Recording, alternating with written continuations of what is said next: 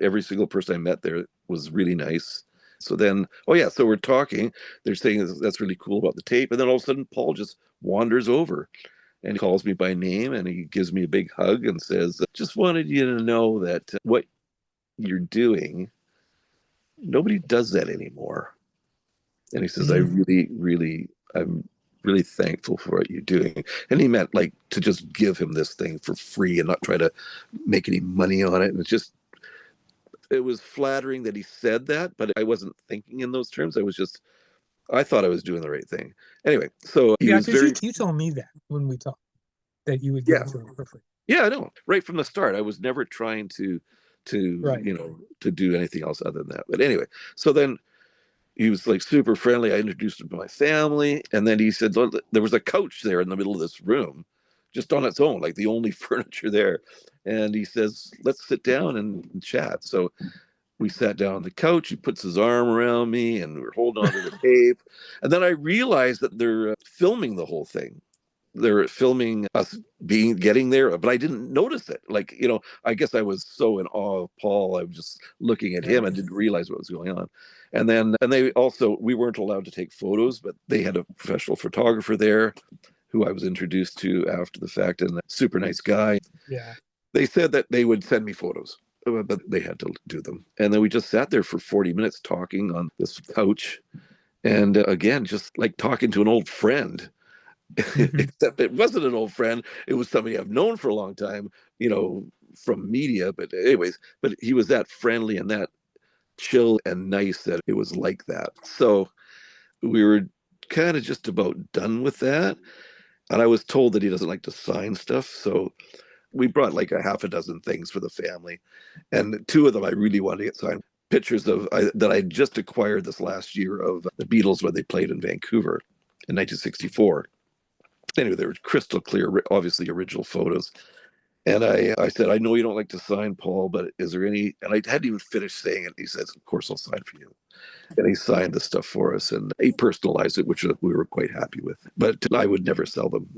Anyways, so he did that. And then we basically got up and we're saying goodbye. And oh no, just before that, I think, tour manager brings this box set of Wings, a new Wings box set that's The new coming out. Wings box? Yeah. And he And he brought it gave you over that? and said, this was just sent to us here today. And I'm looking at this thing the same time Paul's looking at it. Like the two of us are like looking at, he's pulled the booklet out and it was just really kind of cool that Paul and I saw that at the same time. So that was kind of cool. And then Paul asked these people that were working there for him, saying, hey, can you give them a tour of the whole rehearsal space and where all the instruments are? And we did. We got a tour of the whole place.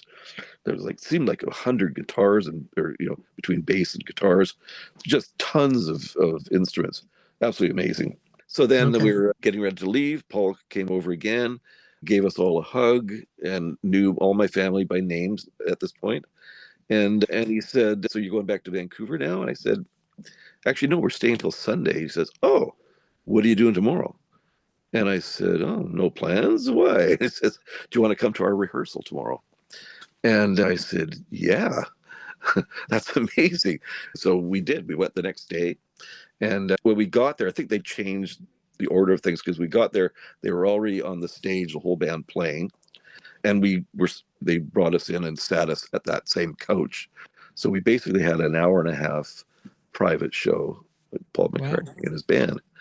And so what happened after that? Then that was finished. And then it was time for lunch. And then Paul came over and took me over to where the caterer his caterer that does all vegetarian food was all set up and introduces me to her and just raving about her foods. She's been working for me for years. And I remember Paul reaching over and grabbing a French fry and eating it right away. And I thought that was so cool and chill and so normal for anybody to do. Was it all vegetarian? It was, yeah, the whole thing. Yeah.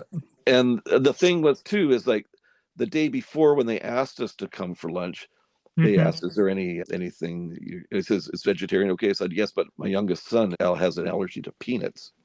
And so they made a special meal for him. Oh my. The next day, yeah, which was very, cool. very nice of them to do. And then we kind of hung out. Then I got to hang out with the band and meet the whole band. And they were all super nice. And a friend of mine, Nardwar, I don't know if you know who Nardwar is, but he's a famous interview guy. Like, he's got like, millions and millions and millions of views. He does a lot of interviews in the basement of my store, and he knows the guitar player, the blonde fella. Brian Ray. Yeah, he knows Brian. Yeah. So Nardwar told me to say hi to Brian for me when you're there. So I went over and said, "Hey, Brian," but Nardwar says hi, and oh my God, Nardwar, and he was all excited. And then Brian just, "Hey, just sit down and let's chat for a bit." So he wanted to know the whole story of the Beatle tape, and then I got up from him, and then I was walking back to my table, and then the other guitar player grabbed me and said, "Hey, you got to tell me Rusty. about this."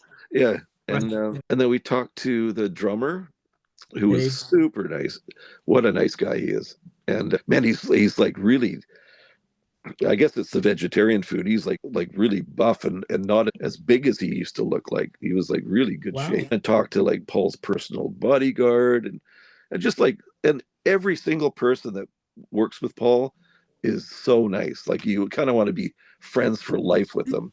It was just a really great, sweet experience. And then we were done, and then Paul comes over again, and as we're leaving, and just gives us all a hug, and just was so very emotional about the receiving the tape, and it was just great. It could not have gone better. I couldn't imagine it being any better than it went. Did he say what he thought the tape was? Did he give you his opinion Yeah, of what it was? he says it looks like the original tape to him, and he was pretty. Okay. Hey, I think they investigated it well. That's why. Otherwise, I wouldn't have been there. That's amazing. I told That's him you should put it out for Record Store Day.